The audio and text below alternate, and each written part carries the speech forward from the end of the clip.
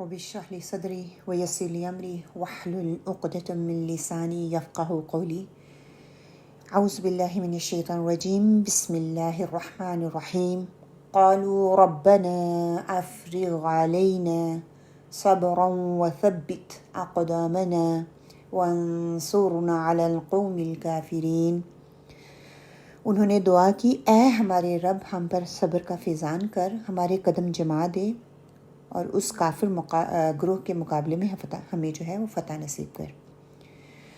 انشاءاللہ تعالیٰ last week جو تھا ہم نے پچھلی آیات کے حوالے سے صبر کا ہی ذکر وہاں پہ ہوا،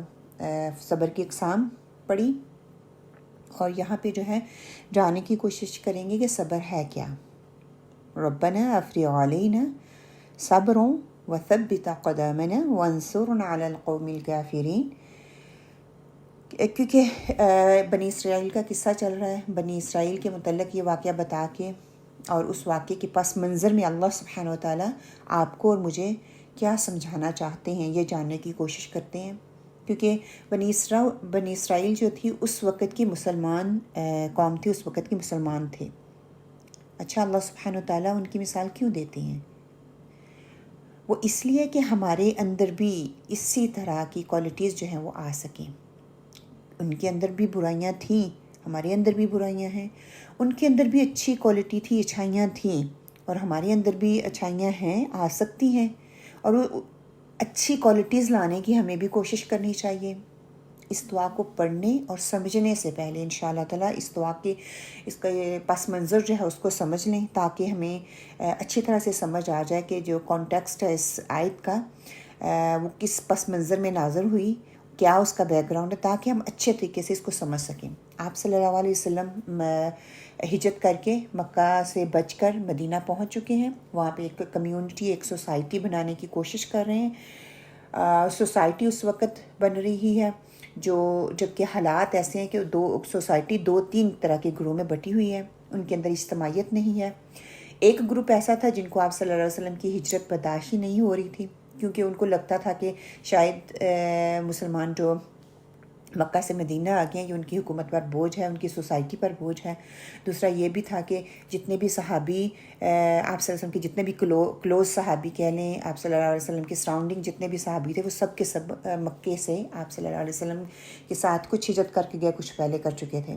کچھ وہاں سے پھر ایسا ہوا کہ جب آپ صلی اللہ علیہ وسلم مدینہ پہنچے، وہاں سے کچھ ایسے دولت مند انفلوئنسر جو تھے انہوں نے بھی اسلام قبول کر لیا، خواہ وہ کسی سیاست یا سوچی سمجھی اسکیم کے تحت ہی صحیح، لیکن انہوں نے اسلام قبول کیا۔ ان میں سب سے پہلے نام جو ہے نا عبداللہ بن ابی کا آتا ہے، اور یہ کہانی بار بار ہم پڑھ چکے ہیں شروع سے ہی، اور سب کو اچھی طرح سے اس کے حوالے سے پتہ بھی ہے کہ اس کا تختیار ہو چکا تھا، سارے اس کو سردار مان چکے تھے، اور اس کی جو ساری تیاریاں ہو چکی تھیں، یہ سب ہو رہا تھا۔ تو اس سے پہلے یہ ہوتا آپ صلی اللہ علیہ وسلم آئے اور آپ مدینے کے گورنر جو ہے وہ بن گیا، وہ مقرر پائے۔ عبداللہ بن ابی جو تھا سیاسی مصلحت کو سمجھ کر اس نے اسلام قبول کیا، پھر دل میں وہ کڑتا رہا کہ اچھی خاصی میری حکومت بن رہی تھی، اچھا بھلا میرا ایک سیاسی نظام جو ہے وہ قائم ہونے جا رہا تھا، اور ان لوگوں نے باہر سے آ کر ٹیک اوور کر لیا۔ اور پھر آپ صلی اللہ علیہ وسلم کے سب سے قریبی صحابہ عمر رضی اللہ، ابو بکر صدیق رضی اللہ، عثمان علی رضی اللہ، یہ سب جو تھے وہ مکے سے ہی ہجرت کر کے آپ کے ساتھ آئے تھے۔ ان لوگوں کو یہ سب اچھا نہیں لگا، جو وہاں کے انفلوئنسر تھے ان کو، لیکن وہ کھل کر نہیں کہہ سکتے تھے، کیونکہ مدینے کی بہت سی تعداد نے اسلام خوشی خوشی قبول کیا اور ان سب کو اپنایا۔ ٹھیک ہے، انہوں نے قرآن پاک ان کے حوالے سے کہتا ہے نا کہ قرآن میں ہی آتا ہے جیسے کہ انہوں نے اپنے گھروں کو بھی ان کے لیے کھول دیا، ایمان کو بھی انہوں نے قبول کر لیا، اور جو ہجرت کر کے ان کے پاس ہے ان کے ساتھ محبت سے وہ پیش آئے، اپنے اوپر دوسروں کو انہوں نے ترجیح دی، اپنے گھروں کو انہوں نے ان لوگوں کے لیے کھول دیا، اور ان کی خاص تعریف جو ہے اللہ سبحانہ تعالیٰ نے قرآن پاک میں کی ہے کہ مدینے کے پہلے جو سیاستدان تھے ان کے اندر منافقت تھی۔ ٹھیک ہے، وہ اسی دوران ان لوگوں نے کیا کیا کہ مکے میں تیاری ہونا شروع ہو گئی کہ جنگ کی جائے مدینہ والوں سے، اب مدینہ کے ساتھ پہلی جنگ ہونے والی تھی، بدر کی جنگ، اس کے حوالے سے بھی انشاءاللہ تعالیٰ ہم آگے تفصیل سے پڑھیں گے۔ اب آپ صلی اللہ علیہ وسلم نے فیصلہ کیا کہ بدر کا جو مارکہ ہے ہم اس میں شرکت کریں گے، یہ ہمارے لیے ضروری ہے، ٹھیک ہے۔ کوئی جنگ آپ صلی اللہ علیہ وسلم نے اس سے پہلے کوئی جنگ لیڈ کی ہی نہیں تھی، ان کو کوئی ایسا ایکسپیرینس ہی نہیں تھا، اندر ہی اندر یہ باتیں چل رہی تھیں جس کی وجہ سے مسلمانوں کی جو یونٹی میں تھوڑی کمزوریاں آنا شروع ہو گئیں۔ آپ نے بدر کے مارکے میں جانا تو تھا ہی، تو اندر کی جو یونٹی کی یہاں پہ اس وقت ضرورت تھی، متحد ہونے کی ضرورت تھی۔ اگر آپ متحد نہیں ہوتے تو اتنا بڑا مارکہ جو ہے نا وہ نہ کر سکتے۔ پھر اسی ضمن میں اللہ سبحانہ وتعالیٰ نے بنی اسرائیل کے متعلق سورۃ بقرہ کا کچھ حصہ جو ہے اس کو نازل فرمایا، جس میں یہ دعا بھی آتی ہے، کیونکہ بنی اسرائیل کو بھی ایک جنگ لڑنی تھی اس وقت، انہوں نے لڑی، اور ان کے اندر بھی ایسی کمزوریاں پائی جاتی تھیں۔ اس وقت بھی وہ کہ ہم میں سے بیسٹ کون ہے اسی جنگ میں تھا کہ کس کو لیڈر بنایا جائے۔ پتہ ہے نا کہ بنی اسرائیل کے 12 قبیلے تھے، اور 12 کے 12 قبیلے یہ سمجھ رہے تھے کہ وہ اس قابل ہیں کہ ان کو لیڈری دی جائے۔ وہ اس وقت اپنے وقت کے نبی کے پاس آئے، اور اس وقت کا جو نبی تھا اس کا ذکر جو ہے وہ قرآن سے نہیں ملتا، بہرحال بائبل میں اس کا ذکر ہمیں ملتا ہے، اس کا نام بتایا جاتا ہے۔ وہ نبی کے پاس آئی، اور انہوں نے نبی کے پاس اس وقت کا جو نبی تھا اس کے پاس وہی آئی، اور ان کو بتا دیا گیا کہ بادشاہ طالوت ہے، کیونکہ اللہ سبحانہ وتعالیٰ نے ان کو جسمانی طور پر طاقتور بنایا ہے، اور علم میں جو ہے اللہ سبحانہ وتعالیٰ نے ان کو وسعت دی ہے۔ یہ وہی دے کر اللہ سبحانہ وتعالیٰ نے اس وقت کے نبی کو بتا دیا، اور اللہ جسے چاہے ملک بادشاہت دے دے، ملک دے دے۔ دیکھیں آیت یہ والی جو آیات ہیں تو بنی اسرائیل کے بارے میں، لیکن وہی کچھ جو ہے مدینہ میں چل رہا تھا اس وقت، ٹھیک ہے۔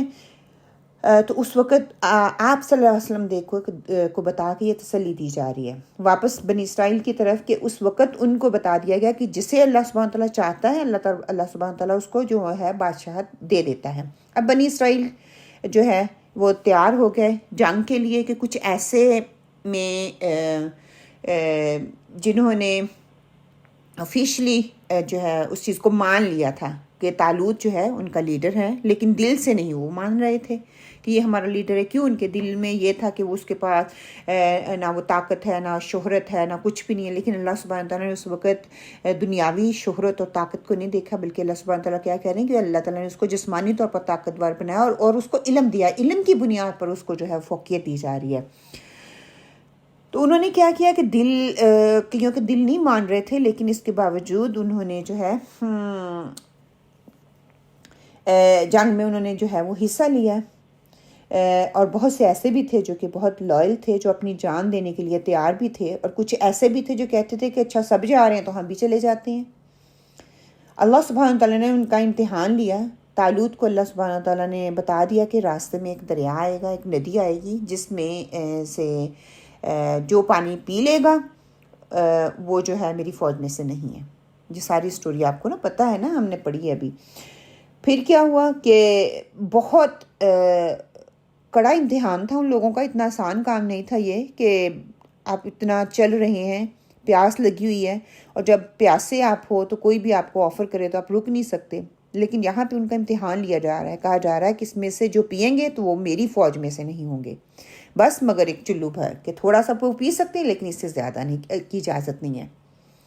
اکثریت نے کیا کیا، جب وہ اس دریا کے پاس پہنچے، اس ریور کے پاس پہنچے، تو کیا کیا انہوں نے جو ہے چلو بھر کے نہیں بلکہ خوب سیر ہو کے جو ہے وہاں سے پانی پیا۔ بہت کم تھے جنہوں نے عمل کیا، پانی نہیں پیا یا تھوڑا پیا۔ اب تعداد میں وہ بہت تھوڑے رہ گئے، اور ان کو لگا کہ ہم کیا لڑیں گے، جالوت تو بہت طاقتور ہے، وہ تو بہت جنگجو ہے، ان کا بہت تجربہ ہے۔ دیکھیں اگر ہم دوبارہ اسی جگہ پہ جائیں کہ آپ صلی اللہ علیہ وسلم بدر کو بھی جنگ بدر جو ہے اس کو اپنے دماغ میں لے کے آئیں کہ کیا تھا، 1/3 کا ریشیو تھا، ٹھیک ہے۔ اب کیا ہے، بنی اسرائیل کا واقعہ، کہانی ان کو سنائی جا رہی ہے کہ بدر کے مقام پہ تم نے بھی جانا ہے، تم بھی تعداد میں کم ہو، لیکن اللہ سبحانہ تعالیٰ اگر ارادہ سچا ہو، پکا ہو، آپ کے اندر استقامت ہو، صبر ہو، اللہ سبحانہ تعالیٰ جو ہے تمہیں جیت دے گا۔ وہ کہانی سنا کر، وہ تاریخ بتا کر کہ وہ پہلے تاریخ تھی، اب اسی تاریخ میں سے وہ واقعہ آپ کو بتا کے تسلی دی جا رہی ہے، اب مدینہ والوں کے لیے ایک زندہ واقعہ بن گیا ہے۔ اچھا، بنی اسرائیل میں سے جو تھوڑے رہ گئے تھے، ان کو بھی یہی لگ رہا تھا کہ غالب ہم کیسے غالب آئیں گے، ہم کیسے ان پہ جو ہے ان کے ساتھ جنگ کریں گے۔ اور کہیں بیچ میں کچھ ایسے بھی تھے جو کہہ رہے تھے کہ ہم اپنے رب سے جا ملیں گے، مطلب کہ ہم جو ہیں شہید ہو جائیں گے۔ لیکن سبحان اللہ، وہ کہتے ہیں کہ ہم یہاں پر ہمیں ایسا لگ رہا تھا کہ ہم اپنے رب سے ملیں گے، بلکہ وہ اللہ ہمیں جو ہے وہ فتح بھی دے گا، کہ پورے کانفیڈنس میں تھے۔ لیکن اللہ اس کے ساتھ جو کہتا ہے نا کہ جو صبر کرتا ہے، اللہ سبحانہ تعالیٰ اسی کے ساتھ ہوتے ہیں۔ یہ اس آیت میں ایک ہنٹ دیا جا رہا ہے کہ اللہ سبحانہ و تعالیٰ فتح اس وقت دے گا، کامیابی تب ملے گی جب آپ کے اندر صبر ہوگا۔ اگر صبر ہے تو اس سے کوئی فرق نہیں پڑتا کہ سامنے والا جو ہے وہ کتنا پاورفل ہے، کیا وہ رکاوٹیں آپ کے لیے پیش کر رہا ہے، کتنی ان کی تعداد ہے، لوگ کتنے مضبوط ہیں، اکثریت ان کے پاس کتنی ہے، دشمن آپ کے کتنے ہی مضبوط کیوں نہ ہو، وہ ساری مشکلیں جو ہیں وہ ہٹ جاتی ہیں جب تک ہم صبر کو سمجھیں۔ جب ہم صبر کو سمجھتے ہیں، اس پہ استقامت دکھاتے ہیں، تب جو ہے کامیابی جو ہے ہمیں جا کے ملتی ہے۔ اور عام حالات میں ہم صبر کس کو کہتے ہیں کہ مشکلوں پر صبر کرنا، بیماریوں پر صبر کرنا، کسی کا کوئی کار ایکسیڈنٹ ہو جاتا ہے اس پہ صبر کرنا، کسی فیملی والوں کو جا کر ان کو کہہ دینا کہ بس صبر کرو، یا کوئی فوت ہو جاتا ہے تو اس کو کہہ دیتے ہیں کہ صبر کرو، اللہ تعالیٰ کی مرضی۔ ہمارا کانسیپٹ جو ہے صبر کے بارے میں بہت ہی چھوٹا، بہت محدود ہے۔ ہم یہ سمجھتے ہیں کہ جب مصیبت آتی ہے تو انسان اس کو برداشت کر لے تو ہم کہتے ہیں کہ اس نے بہت صبر کیا۔ لیکن عربی زبان میں جب ہم صبر کو دیکھتے ہیں نا تو اس کا جو ہے بہت سے معنی جو ہیں وہ ہمارے سامنے آتے ہیں۔ اس کا ایک معنی استقامت بھی ہے کہ اگر میں کسی کام میں لگا ہوا ہوں، کوئی کام کرنا چاہ رہا ہوں، مجھے کوئی ٹاسک دی گئی ہے، وہ دینی حوالے سے ہو، وہ دنیاوی حوالے سے ہو، اور میں نے فیصلہ کر لیا ہے کہ میں نے کام کو مکمل کرنا ہے۔ شروع میں کیا ہوتا ہے، کسی کو کوئی دیا جاتا ہے، ہم اپنا بات لے لیں، ہمارے اندر توانائی ہوتی ہے، ہمارے اندر انرجی ہوتی ہے، پیشن ہوتا ہے، لیکن جب تھکاوٹ ہوتی ہے، جب ہم تھک جاتے ہیں، تھوڑا دور چلتے ہیں، مشکلات آتی ہیں، تو ہم کیا کرتے ہیں، وہ کام کو چھوڑ دیتے ہیں۔ اس کا مطلب ہمارے اندر صبر نہیں ہے۔ صبر کے معنی استقامت کے بھی ہیں۔ میں نے یہ کام ہر حال میں کر کے چھوڑنا ہے، مشکل آئے، پریشانی آئے، گرمی ہو، سردی ہو، طوفان آئے، مطلب جتنی بھی رکاوٹیں میرے درمیان آ سکتی ہیں آ جائیں، لیکن میں اس کو چھوڑوں گی نہیں، میں اس میں استقامت دکھاؤں گی، میں اس پہ ڈٹی رہوں گی، جمی رہوں گی۔ صبر یہ بھی ہے کہ شک میں ہیں، ہم مشکل میں ہیں، آپ کام کرنا چاہتے ہیں، لیکن لوگ کیا کہتے ہیں، آپ نہیں کر سکو گے، آپ کے پاس ریسورسز نہیں ہیں، آپ کے یقین کو ہلانے کی کوشش کرتے ہیں۔ آپ اس وقت یقین کے ساتھ لگے رہتے ہیں تو کیا ہے، وہی صبر ہے۔ اگر آپ طالب علم ہیں، فار ایگزامپل، آپ کے سارے دوست جو ہیں وہ پارٹی پہ جا رہے ہیں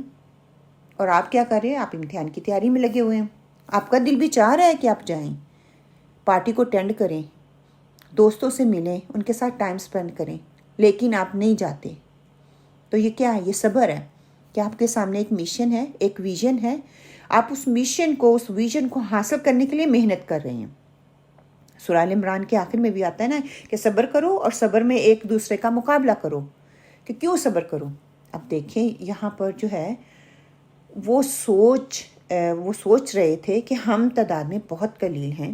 طاقت بھی اتنی زیادہ ہمارے اندر نہیں ہے، چھوٹا سا ایک گروہ ہے، کیسے کامیاب ہوگا؟ تو ان سے کہا جا رہا ہے چھوٹا گروہ ہو یا بڑا، چھوٹا گروہ بڑے گروہ پر حاوی ہو سکتا ہے۔ مسئلہ یہ ہے کہ اللہ اس کی مدد کرے گا جس کے پاس صبر ہوگا، جو اپنے مشن میں ڈٹے رہے گے، جن کے اندر پختہ ارادہ ہوگا۔ پختہ ارادہ کہاں سے آئے گا؟ انسان کے پاس ایمان ہوگا، یقین ہوگا، اللہ پہ توکل ہوگا، مجھے اپنے گول تک پہنچنا ہے، مجھے یہ کام کرنا ہے، پھر آپ کے اندر جو ہے وہ صبر آتا ہے، ڈٹرمن آتی ہے، استقامت آتا ہے۔ صبر تبھی آئے گا جب نتیجے کے لیے آپ کے اندر پیاس ہوگی، آپ کے اندر چاہت ہوگی، آپ کے اندر تڑپ ہوگی۔ دیکھیں اگر آپ کو کوئی کہے کہ یہاں پر فار ایگزامپل میں ہی آپ کو کہہ دیتی ہوں کہ یہاں پہ گھڑا کھودو، یہ گھڑا کھودنے کے لیے وہ جو شول لی جاتی ہے اس کے ساتھ گھڑا یہاں پہ کھودو، اور میں نے نا 1 پاؤنڈ نیچے دبایا ہوا ہے، کیا آپ میں سے کوئی اٹھ کے کھود دے گا اس کو؟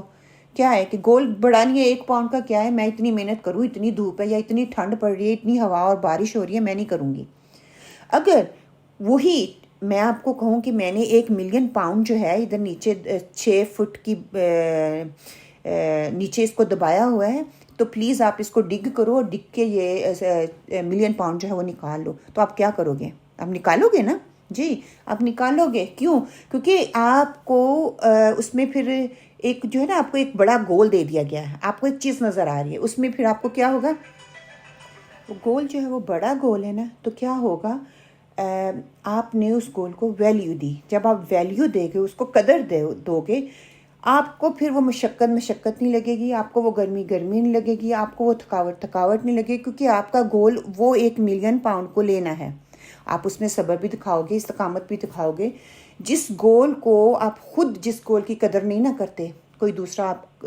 اس کی قدر نہیں کروا سکتا۔ اس کی قدر خود کریں گے تو آپ کو اس کی قدر کرنے کے لیے محنت کرنی پڑے گی۔ جب آپ محنت کرو گے تو اپنے گول کو اچیو کرے گے، اپنے مقصد کو پہچان لو گے۔ تو اللہ سبحانہ تعالیٰ نے جس مقصد کے لیے ہمیں بھیجا ہے اس کے لیے ہمیں محنت کرنی پڑے گی، صبر کرنا پڑے گا۔ اچھا، اسکالرز جو ہے نا اس کا دوسرا پہلو بھی بتاتے ہیں، وہ کہتے ہیں کہ کئی دفعہ آپ کے پاس صبر بھی ہوتا ہے، آپ کے پاس مشن بھی ہوتا ہے، ویژن بھی ہوتا ہے، لیکن کیا ہے؟ ڈر ہوتا ہے۔ انسان ہونے کے ناطے آپ کے اندر ڈر آ جاتا ہے، لیکن جب آپ ڈر جاتے ہیں انسان ہونے کے ناطے، وہ کیا کرتے ہیں؟ وہ ڈر تو آئے گا،